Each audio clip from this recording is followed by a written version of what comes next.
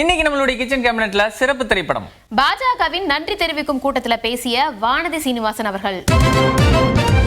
நேர்களே, நாம் இன்னைக்கு பார்க்க போற திரைப்படம் லோட்டஸ் டாக்கீஸ் பெருமுடன் வழங்கும் மிஷன் பட்ஜெட் 7.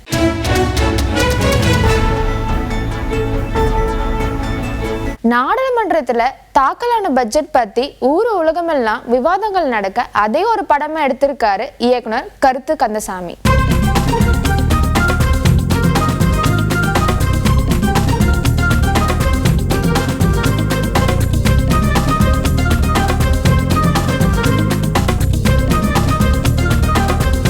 இந்திய நாட்டுக்கே பெருமை சேர்க்கிற மாதிரி நம்ம தமிழ்நாட்டில இருந்து பட்ஜெட் தாக்கல் ஆயிருக்குன்னு ஃபர்ஸ்ட் பால்லே 6 அடிச்சிருக்காங்க.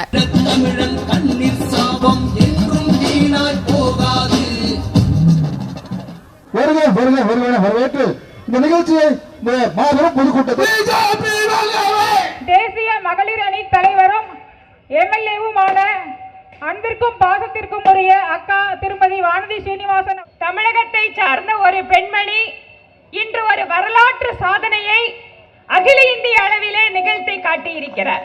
நம்ம எல்லாத்துக்கும் அது பெருமை.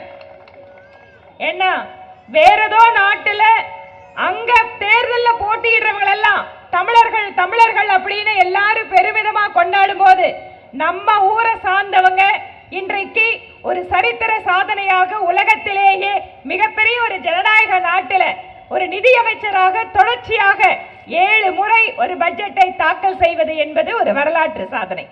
அதற்காக இந்த நேரத்தில் நாம் எல்லாரும் அவருக்கு நம்முடைய வாழ்த்துக்களை தெரிவித்துக் கொள்ள வேண்டும்.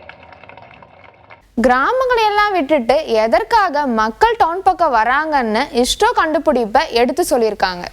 கிராமத்துல நல்ல காத்து, நல்ல தண்ணி, ஆரோக்கியமா வாழ்றதுக்கான எல்லா வாய்ப்புகளை விட்டுட்டு இங்க வந்து ஒரு 400 அடி வீட்டுல வாடகை கொடுத்துட்டு நல்ல தண்ணி கூட கொடுக்க முடியாம மக்கள் எதனால இடம் பெயர்றாங்க? அவங்களுக்கு கிராமத்துல வருமானம் இல்லை. தொலைநோக்கு பார்வையோடு ஒரு திட்டத்தை செயல்படுத்த முடியும் என்றால் அது பிரதமர் மோடி அவர்களால் மட்டும்தான் தொலைநோக்கு பார்வையோடு இந்த திட்டத்தை கொடுக்க முடியும். உள்ளூர் அரசை பத்தி அவங்க பாணியில கருத்து சொல்வது புது மாதிரியான வசனமா இருக்குது. இன்றைக்கு தமிழ்நாட்டுல திராவிட மாடல் அரசு மத்திய அரசு பட்ஜெட்ல நிதி கொடுக்கல அப்படின்னு ஒரு மிகப்பெரிய குற்றச்சாட்டு வைக்கிறாங்க. ஆனால் தமிழகத்திற்கு என்ன சிறப்பு தெரியுமா? இப்பெல்லாம் வந்திருக்கு. ஒரு காலத்துல தமிழ்நாடுன்னு சொன்னா இங்க இருக்கக்கூடிய இளைஞர்களுடைய திறன், இங்க இருக்கக்கூடிய சட்டம் ஒழுங்கு, அமைதியான மாநிலம். இன்னொரு புறம் இந்த பகுதியில் இருக்கக்கூடிய உள்கட்டமைப்பு வசதிகள் என்பது தொழில் துவங்குவதற்கு சாதகமா இருக்கும். இப்படி தமிழ்நாடு என்பது ஒரு நல்ல இடத்துல இருந்த சூழ்நிலை மாறி இன்னைக்கு என்ன மாதிரி மாறிட்டு இருக்குன்னா, இந்தியாவிலேயே அதிகமாக கடன் வாங்கி இருக்கின்ற மாநிலமாக தமிழ்நாடு மாறிக்கொண்டிருக்கிறது. கடன் பிரச்சனை தொடங்கினாகி அப்படியே டாஸ்மாக் பக்கம் வரைக்கும் அடிச்சு விடுற வசனங்கள் ரசிக்க வச்சிருக்கு. சகோதர சகோதரிகளே, அரசாங்கம் தானே கடன் வாங்குது, தமிழ்நாடு கவர்மெண்ட் தானே கடன் வாங்கி இருக்கு. எங்களுக்கு என்னங்க வந்துச்சு? எங்களுக்கு தான் மாசம் 1000 ரூபாய் கொடுக்குறாங்க. டாஸ்மாக்ல விலை குறைச்சலாம். ஆனா அதே சமயம் சட்டசபையில அமைச்சர் பேசினாரு, கிக்கு ரொம்ப குறைஞ்சு போச்சு டாஸ்மாக்ல.